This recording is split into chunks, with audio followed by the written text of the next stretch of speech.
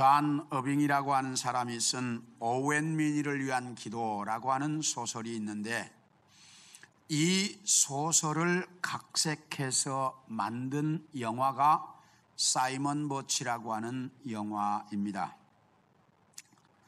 이 영화의 내용은 태어날 때부터 의사들의 진단이 이 아이는 얼마 살지 못할 것입니다 라고 하는 진단을 받고 태어난 사이먼 버치라고 하는 아이에 대한 이야기입니다. 의사들은 얼마 살지 못할 것이라고 했는데 이 아이가 12살이 될 때까지 삽니다. 그런데 키가 자라지를 않아요. 그래서 1m도 되지 않는 자그마한 아이로 몸집은 조그맣게, 걸어다니는 것도 사람들이 보면 아주 불안할 정도로 그렇게 허약하고 몸집이 적은 아이로 자라게 됩니다. 그런데 이 아이가 신앙생활을 참 잘하면서 언제나 밝고, 그리고 언제나 웃으면서 농담을 하고 이러면서 성장을 합니다. 그러니까 사람들이 다 저 아이가 정말 밝고 아주 건강하게 자란다 이렇게 생각을 해서 그 아이에게 너 키가 그렇게 안 자라서 어쩌니 이렇게라고 물으면, 하나님께서 저를 이렇게 키가 작게 하신 데에는 무슨 특별한 하나님의 계획이 있을 것입니다. 나는 그 하나님의 특별한 계획에 쓰임 받을 것입니다. 이렇게 이야기를 합니다. 그러니까 사람들도 다 그렇게 말하면서도 이 아이에 대해서 아주 기분 좋게 그렇게 사는 아이인데, 어느 날 이 아이가 다니는 교회에서 겨울 캠프를 가게 되었습니다. 그래서 여러 아이들을 이제 버스에 태우고 겨울 캠프를 갔다가 캠프가 끝나고 돌아오는 길인데, 산길이다 보니 이렇게 버스가 가고 있는데 갑자기 사슴이 나타났습니다. 이런 일들이 미국에서는 자주 있어요. 이 사슴이 나타났어요. 그러니까 이 버스가 사슴을 피하려고, 왜 안 피하다가 보면 사슴이 크기 때문에 버스가 뒤집어지거든요. 이게 사슴이 조그맣지 않고 크기 때문에 잘못하면 버스가 뒤집어져요. 그러니까 이 사슴을 피하려고 버스가 하다가 그만 버스가 강으로 빠지게 되었습니다. 강으로 빠져서 모두가 다 어쩔 줄을 몰라 하고 있는데, 이때 이 사이먼 버치가 이제 그 작은 몸집을 위해서 창문으로 빠져나가 가지고 문을 열어서 사람들을 구해냅니다.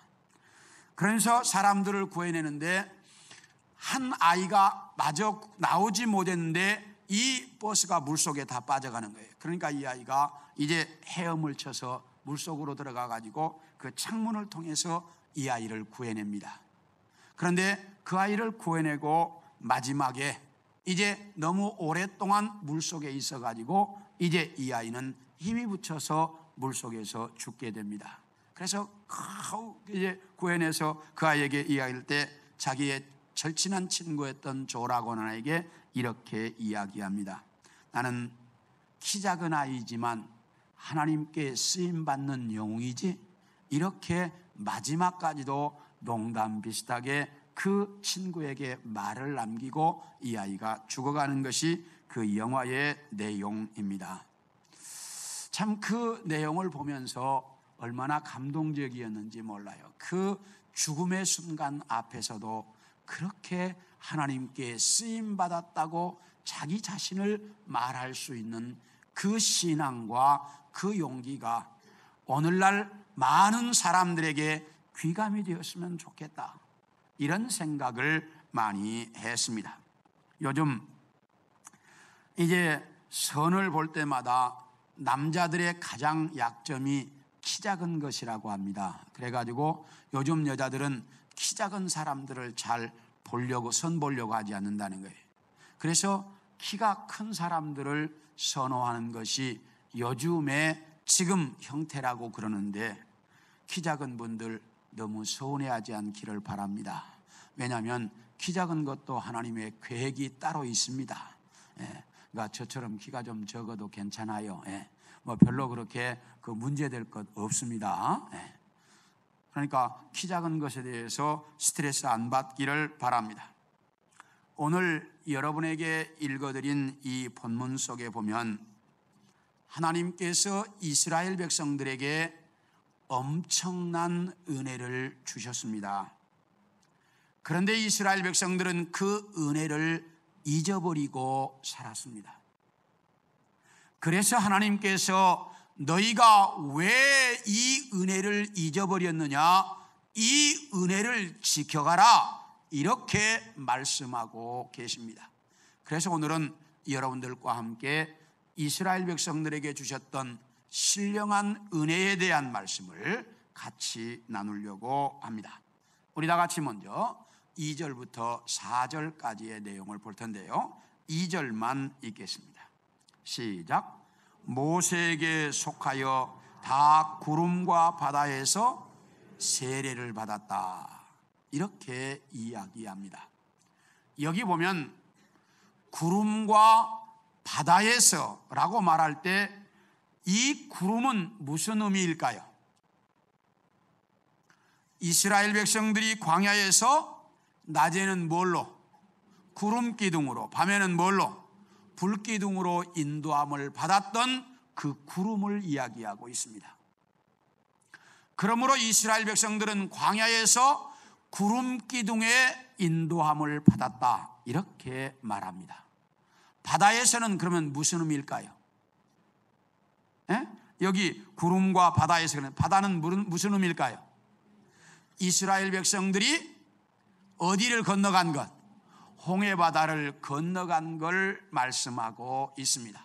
그렇다면 이스라엘 백성들은 구름 기둥의 인도함을 받고 홍해바다를 건너가는 놀라운 하나님의 은혜를 입었다.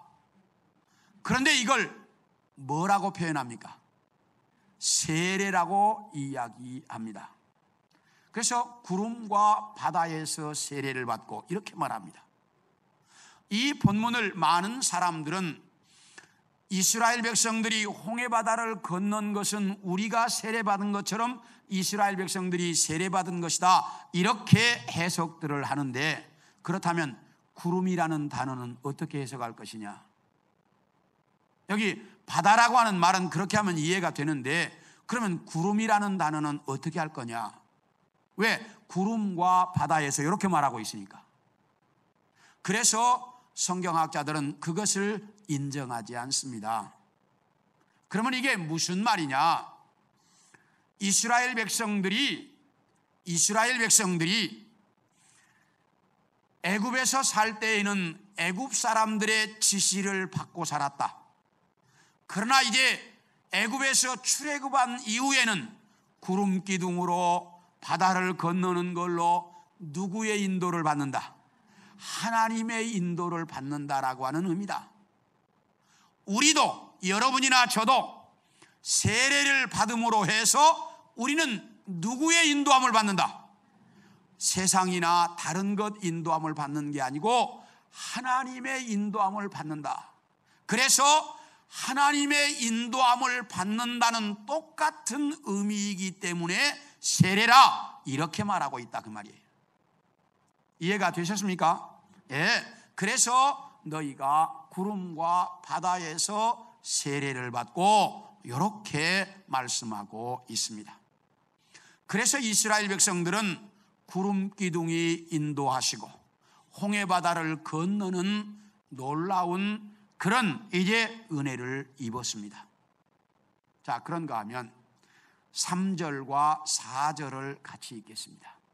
3절과 4절입니다. 예, 빨리 3절과 4절. 자, 3절 시작. 다 같은 신령한 음식을 먹으며, 4절이요, 신령한 음소를 마셨으니 이는 그들을 따르는 신령한 반석으로부터 마셨음에 그 반석은 곧 그리스도라.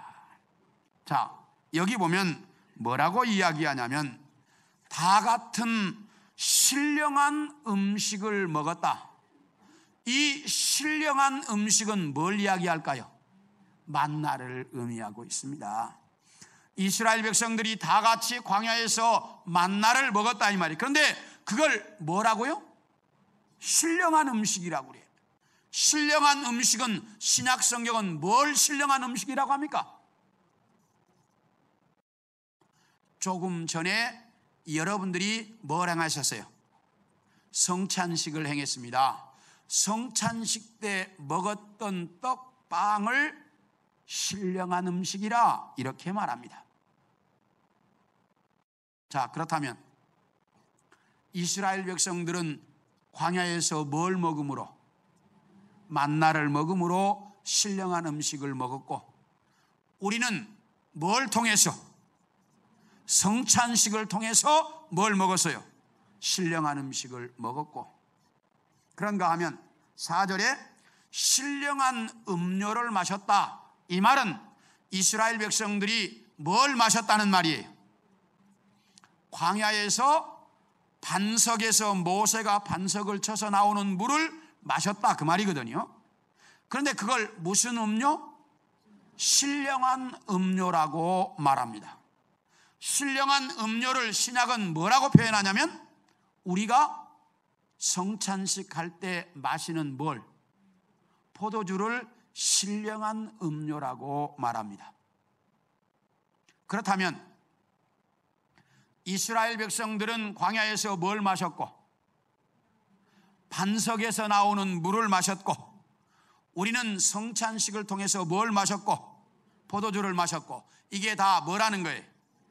신령한 음료라 이렇게 이야기합니다. 자, 그러면 왜 이렇게 이스라엘 백성들이 광야에서 먹고 마신 것과 우리가 행한 성찬식을 이렇게 비유해서 설명하고 있을까? 이게 중요한 거예요.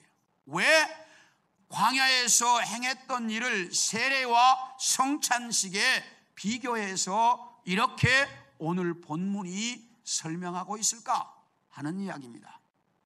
그것은 이스라엘 백성들은 광야에서 구름 기둥의 인도함을 받고 홍해바다를 건너고 만나를 먹고 반석에서 나오는 물을 마시는 하나님의 은혜를 받았다는 것입니다.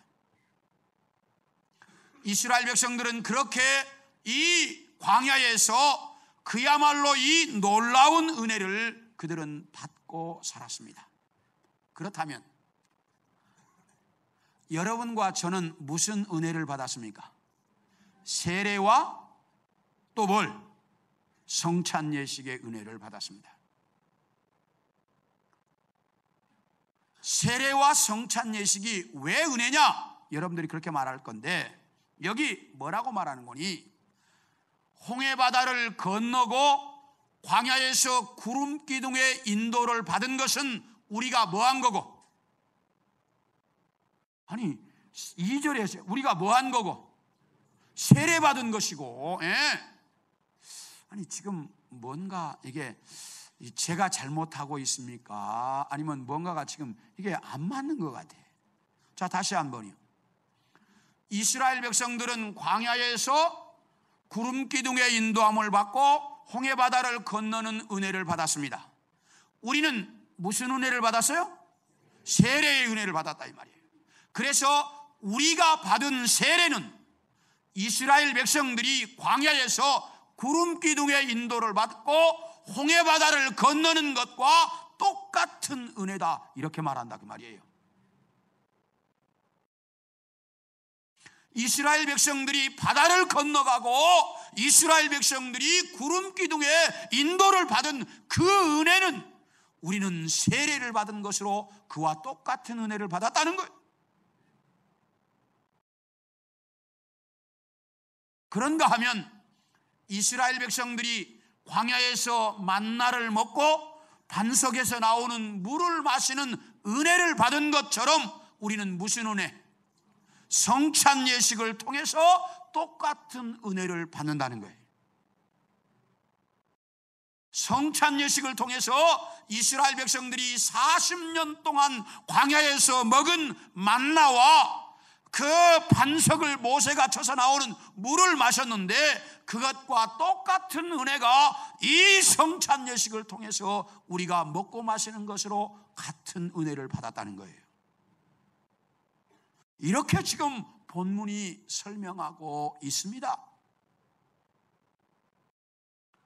우리는 늘 하나님이 한번 얼굴이라도 보여주면 좋겠다, 음성이라도 한번 들려주면 좋겠다, 나에게 무엇인가 표시라도 한번 주면 좋겠다. 이스라엘 백성들은 너무너무 좋았겠다.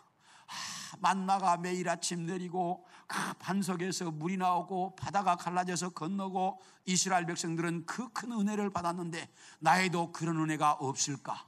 그런데 성경은 여러분도 이스라엘 백성들과 똑같은 은혜를 받았다는 거예요. 무엇으로? 세례와 성찬으로. 세례와 성찬을 통해서 이스라엘 백성들과 똑같은 은혜를 우리에게도 하나님이 주셨다라고 말씀하고 있다, 그 말이에요.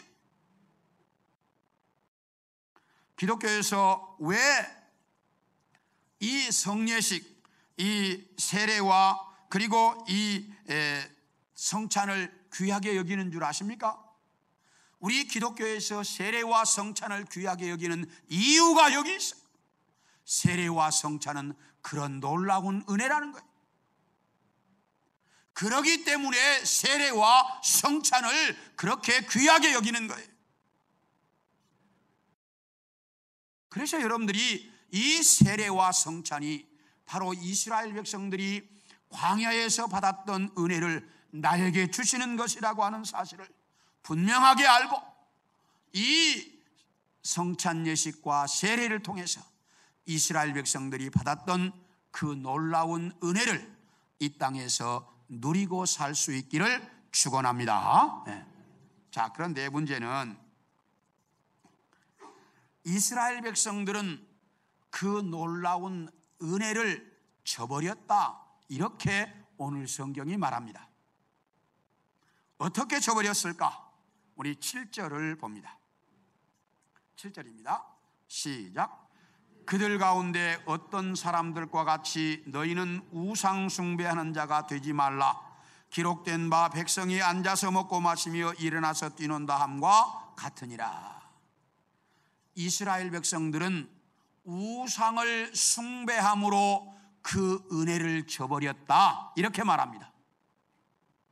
언제 우상을 숭배했느냐? 모세가 시내산에 올라가서 쉽게 내려오지 않자 이스라엘 백성들은 뭘 했어요? 아론을 중심으로 금송아지를 만들어 가지고 이것이 하나님이다 그러면서 섬겼어요. 그렇게 그들은 우상 숭배를 함으로 하나님의 은혜를 저버렸다. 다음 8절 봅니다. 시작. 그들 중에 어떤 사람들이 음행하다가 하루에 23,000명이 죽었나니 우리는 그들과 같이 음행하지 말자. 이스라엘 백성들은 음행으로 말미암아 하나님의 은혜를 저버렸다, 이렇게 말한다 이 말이에요. 이게 어디에서 이루어지느냐? 모압 평지에서 그 모압에 아주 쭉쭉빵빵한 여자들이 와가지고 이스라엘 백성들을 살랑살랑 춤추면서 유혹하니까 다 넘어가 버렸어요, 이스라엘 남자들이. 그래가지고 그때 하루에 23,000명이 죽는 전염병이 돌았어요. 이렇게 이스라엘 백성들은 음행으로 말미암아 하나님의 은혜를 저버렸다, 이렇게 말하고 있습니다. 세 번째 9절을 봅니다. 시작. 그들 가운데 어떤 사람들이 주를 시험하다가 뱀에게 멸망하였나니 우리는 그들과 같이 시험하지 말자. 이스라엘 백성들이 광야를 지나가다가 보니까 너무너무 힘이 듭니다. 그러니까 하나님을 원망하고 하나님을 시험했습니다. 그때 불뱀이 나타나서 이스라엘 백성들을 물어서 엄청난 수가 죽었습니다. 모세가 기도했더니 네가 장대에다가 구리뱀을 달아라. 그래서 구리뱀을 바라보는 자는 뱀에게 물었지만 살았습니다. 바로 그 사건을 이야기하고 있어요. 하나님을 시험함으로 하나님의 은혜를 저버렸다, 이렇게 말합니다. 네 번째, 10절을 봅니다. 다 같이 읽습니다. 시작. 그들 가운데 어떤 사람들이 원망하다가 멸망시키는 자에게 멸망하였나니 너희는 그들과 같이 원망하지 말자. 자, 저를 보세요. 고라를 중심으로 해서 많은 사람들이 당을 지어가지고 모세를 원망하고 하나님을 원망했습니다. 그때 하나님께서 그들이 원망하고 모여있던 자리 땅이 갈라지고 그 사람들 다 땅속으로 집어넣어 버렸어요. 이렇게 이스라엘 백성들은 하나님께서 어마어마한 은혜를 주셨습니다.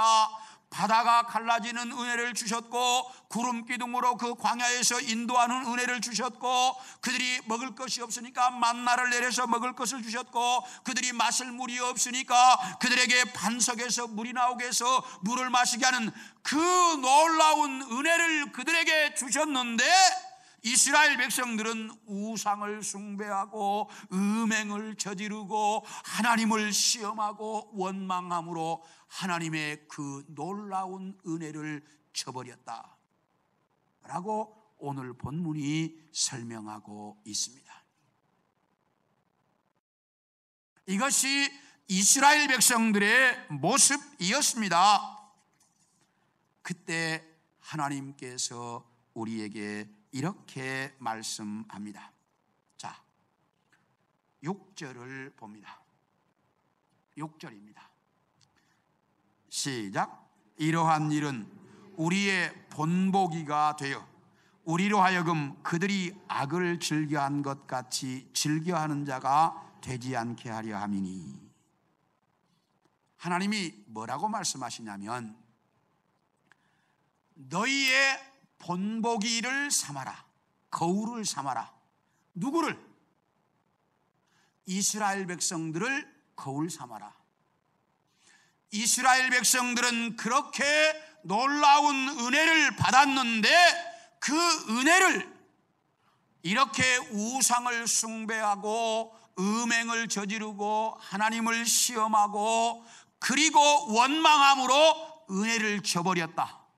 그 이스라엘 백성들을 거울 삼아 너희는 그 은혜를 뭐 하지 마라?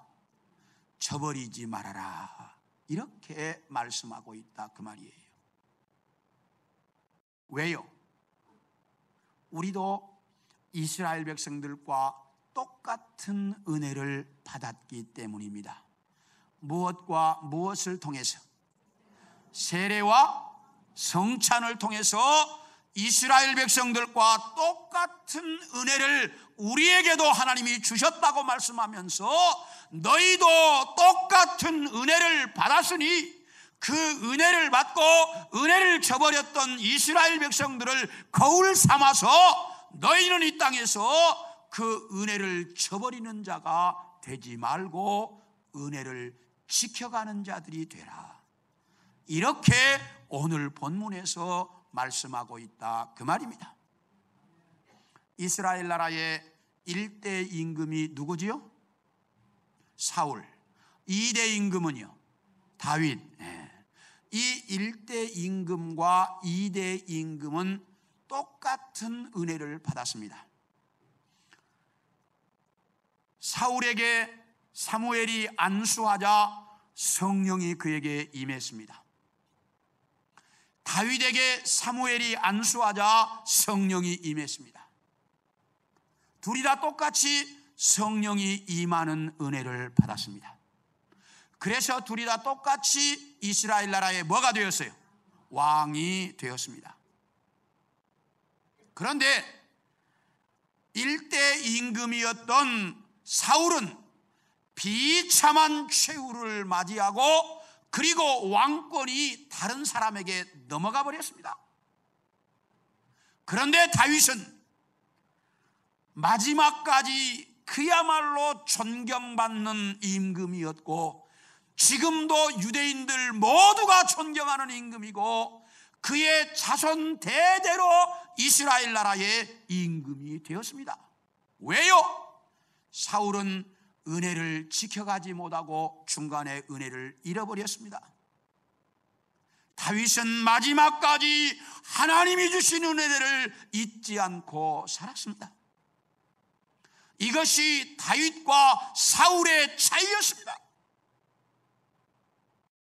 주님께서 우리에게 말씀합니다. 너희도 이스라엘 백성들과 똑같은 은혜를 받았다. 이스라엘 백성들이 홍해바다를 건너고 만나를 먹는 그 은혜를 받았다고 하면 너희도 세례와 성찬을 통해서 똑같은 은혜를 받았다.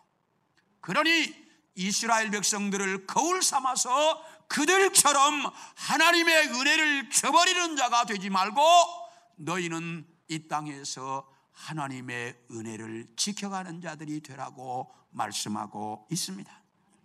사랑하는 성도 여러분, 우리는 오늘 성찬 예식을 통해 했습니다. 이 성찬이 얼마나 귀한 것인지 이스라엘 백성들이 광야에서 먹었던 만나와 그리고 반석에서 난 물을 마신 것과 같은 것입니다. 이 놀라운 은혜를 우리는 오늘 경험했습니다. 이 은혜를 받은 자들로서 이 땅에서 그 하나님의 은혜를 지켜가는 다윗처럼 그래서 하나님의 놀라운 축복 가운데 살아가는 우리 모든 성도들이 되어질 수 있기를 축원합니다.